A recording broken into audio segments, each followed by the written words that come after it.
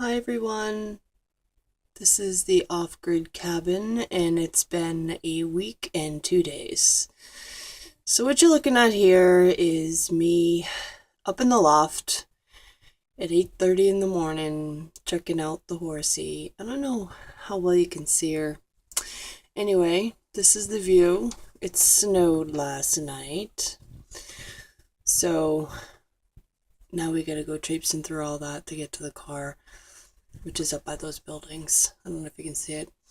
But anyway, I figured I'd show you a little bit of the loft, still in cleaning mode.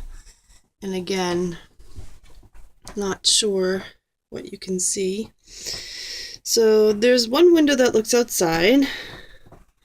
We have a desk. Currently I still have suitcases over there. Those were my daughter's clothes, which we put in the dresser, which I'll show you in a minute. That's a little trash bag. I have these, they're like the candles you put in your window at Christmas. They are battery operated. And they were $1 for 2, so I grabbed those. And as you can see, also my D-light solar light that I'm charging in the window. So we can use that tonight. And then down there is the wood stove. And I'll show you downstairs another day, and the window and some of my stuff. And this is the ladder to come up to the loft, which the owners built or made. He made it himself. It's a really nice, actually, ladder. It's very strong, too. More stuff that needs to be unpacked.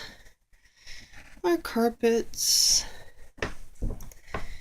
And that's my stuff. Well, some blankets. Those are some extra blankets. And underneath is my suitcases. And there's some towels and more miscellaneous clothing of mine. Unfortunately, this is the dresser. And it only holds my daughter's things. So there are 2 drawers under the bed. I'm going to show you the bed real quick. My daughter's in there hiding. So under there are 2 drawers. And there's our other view. Walk out to here, and then right down there is the outhouse. So there's that view. And the bed is a bit of a mess right now, but that's because we're just getting up. Usually I'm up at the crack of dawn. Actually, it's not even dawn. There's like 3 hours before dawn gets up. But I couldn't make any videos before because I just started working. Obviously, as you know, I just moved here. My daughter just started school.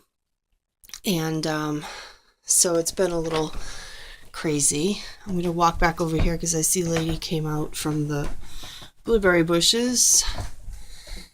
And man, it just comes in so far. She's really not that far. It's like she's right outside the window. But anyway, I guess I figured I'd do a little video today of the loft to give you to give you an idea of how we're living, and that this truly is off grid. We don't have electricity. There is electricity in the landlord's part. There's no electricity here. There's no outlets. There's nothing. There's no running water. We go up to their barn. They have a faucet type thing there, like a hose. Excuse me, a hose or whatever outside that we use for drinking water. And their water is well water, so we use that for drinking and cooking. But for bathing, that's when we go to the river or the brook or the creek or whatever you'd like to call it. It's a small, I call it a brook because it's small. It's not, to me, a river is huge. But anyway, there goes Lady. So we go there for our water, which I'll show you one day. I was going to show you the other day, but it was raining and I don't have a camera.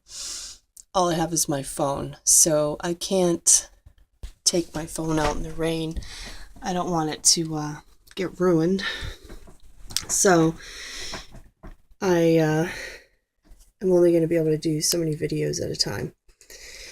But anyway, so living off the grid, my daughter and I, she is 9, and this is something we discussed for a year. I didn't just jump into this. Her and I have discussed it for a year. I've wanted to do this for many. It's not easy, but surprisingly, it's not that hard either. Some people would find it really hard. I mean, you got to get up and get the fire going every morning. I'm usually up between 4 or 5 o'clock. And you got to maintain it, especially now, because I moved here pretty much middle of winter or beginning of winter. The outhouse, surprisingly, I thought I would not want to go out there in the middle of the night when it's freezing cold, but it's actually, I don't mind it. I mean, I can go out there in a nightgown and a sweatshirt and be okay. It doesn't really bother me. It's actually kind of nice. You get to see the stars walking out there. Occasionally you'll hear some weird noises. One night we got a little scared, but it turned out it was Lady, the horse, and we weren't sure what it was. We thought maybe a moose or some form of wild, crazy animal. I just wanted to show you this light too. I got this as a battery operated one. It was $5 at the Dollar General. It's battery operated, and this thing is awesome. I got it really for my daughter to do homework because it goes down and it gets really dark. I try to get her to do her homework as soon as school's over, and I try and get things cooked as well when school is over, because you can just see better. Dishes, do it before it gets dark or you can't see, and then the next day you look at your dishes like, holy crap, they came out disgusting. But anyway, I wanted to live off the grid. I think it's a great experience for myself and my daughter. It's not for everybody. I've researched, I've YouTubed other people, I've made, friendships with other people, because I look at YouTube as, not only a tool, but it becomes a community that I feel you should help each other. So sometimes when I go on other people's YouTube sites, it's kind of upsetting when I see people leaving these nasty and somewhat disgusting messages. And I think to myself, when I think of off-gridders and I think of homesteaders and I think of preppers, I think we're sort of, we should stick together and help each other out. And when I see people go on there and leave these disgusting comments or nasty comments, or they put dislike. I mean, personally, if I watch a video and I don't really care for it, I just won't like it. I won't dislike it, because even though I don't like it, they still put their heart and soul into it. So, I think that we should be there to support each other. I also think, if you have comments, it should be comments that are uplifting. You don't always have to agree, or if you have a better way, then, put your better way up there, but I don't think you should be nasty about it, I guess I should say. And I've seen a lot of that, and I just don't understand why, really, because I would never do that. I just think there's something wrong with that, especially when you're in a community like this. There's not a whole lot of people that really understand you, except for the people who are off-grid, or the people who aren't off-grid but want to be off-grid. If they see that, they're going to be like, I don't know that I want to live that way. I mean, these people are insane. Or some of them are really nasty, or, and it's not like that. I've just recently moved here. I live in the mountains of New Hampshire. I can't even begin to tell you how surprised I am at how many people live off grid here or partially off grid. I mean, it's a huge community, and I didn't even know that. I just moved here for myself, really, hoping to meet some great people and like-minded people, and I have already met a few, and it's pretty amazing.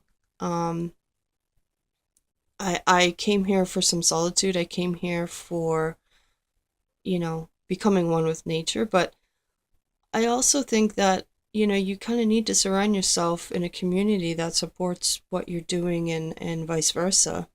Um, and I guess that's kind of my dilemma when I go on YouTube sometimes. And that's the other thing.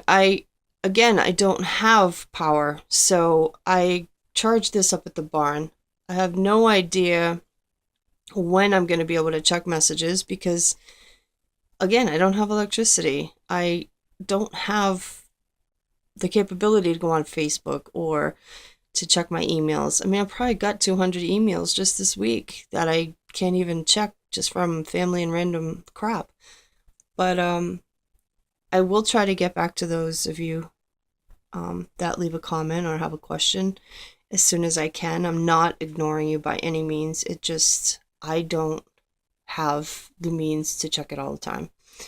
And that's because I don't have electricity and I don't have Wi-Fi and I don't have water, for crying out loud, let alone anything else. So, um, until next time, I will show you downstairs. I will show you my procedure, when it comes to emptying the outhouse. I'll show you how we get our water, both water, our drinking and our bathing water. Um, Show you my wood inside the shed, kind of give you an idea of what it's like being out here, discuss, different things that I observe, I read, I use, like different products that I've bought that I find helpful or not helpful. I will say the D light is a great light, but only if it's really sunny. It can tend to not last very long, but it does work and it is good for what it is. So again, thank you for watching. And I did get a comment from one of my friends on YouTube, Mr. Camper Hollow, and I just wanted to let you know that yes, I am renting in the mountains of New Hampshire.